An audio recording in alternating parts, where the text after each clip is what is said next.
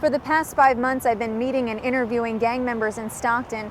Finding them was not difficult, and even more surprisingly, getting them to talk on camera was very easy. They say they granted me this unprecedented access because they wanted to do something right, and this is an opportunity for all of us to really understand what's going on in Stockton.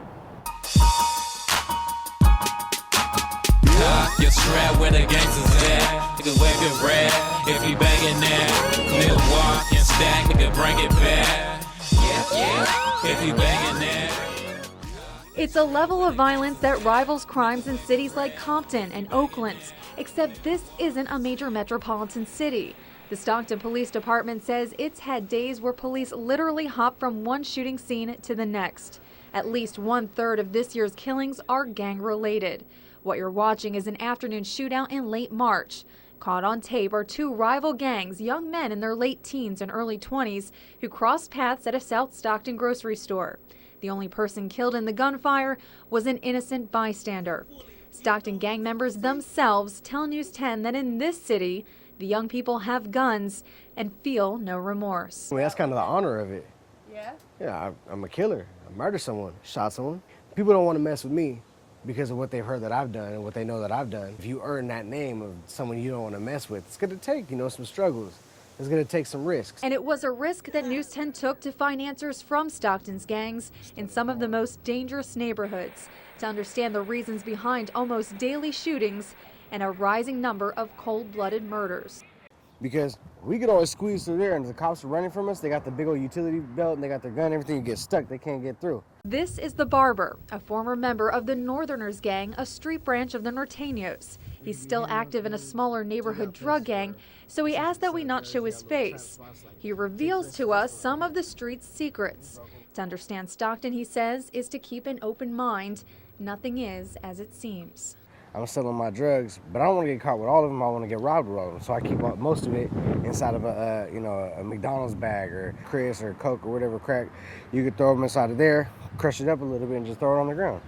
Who's going to think to look in trash cans and trash bags? Street litter plays an even bigger role in shootings. According to Stockton's gang members, guns are hidden all over the city, including in places you wouldn't expect. You can go out west, and they got choppers. Like, you got what they call like AR-15s and little deuce rifles or whatever, SKSs, just sitting in the trash can. You could have a 38 snub nose, you feel me, and just throw that inside of a little chip bag, throw it right there while you're on the block. That way it's not on you. And almost all of these guns are stolen or purchased off of drug addicts desperate to get high. Leave a gun in public and it's harder for police to pin it on you. Could be anybody's, but it's still close by.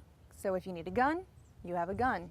The transportation of guns is just as easy, especially when multiple gangs join forces and share resources. We used to always sneak guns in the state fair because there's a heck of bloods out there and it's not that many Crips. So usually when all the Crips meet up, when we go to the fair, we used to always meet up with all the other sets, so just to be deeper than the bloods. Rapper C-Lim is an affiliated Crip from Stockton. We at the chapel right now. Now living in Ventura, C-Lim no longer commits crimes for the Crips, but uses the Crips to market his music and merchandise. In fact, his former partner, John Castro, aka Little Danger, is awaiting trial for murder. C-Lim says gang membership was unavoidable for him growing up in Stockton.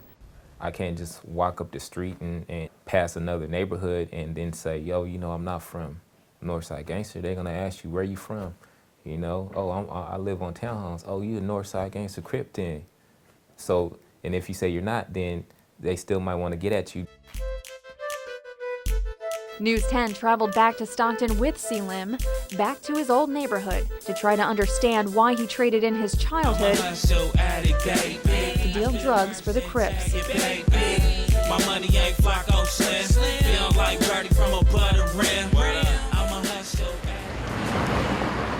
My mom couldn't afford to feed us and really, so I had to put food on the table at like 12 years old, 11 years old. I had to sell crack and you feel what I'm saying? And you might even be surprised to hear that C-Lim supports the current Stockton police force, but says the neighborhood holds a long distrust of police because of what he claims to have witnessed back in the 1980s to mid-90s. The homies would be out here selling dope, you know what I'm saying, trying to make some money. Police will hop up out on us like they gang members, make us turn around, search niggas up, and they would take our money.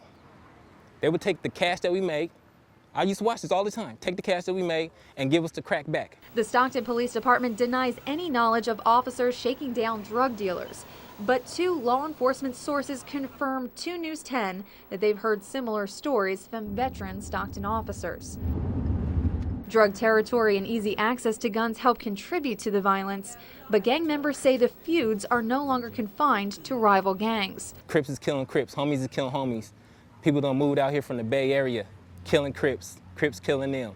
People done moved out here from when Katrina happened, all the way they migrated out here, and setting up dope shops and getting into feuds and shit. So the hood ain't the same.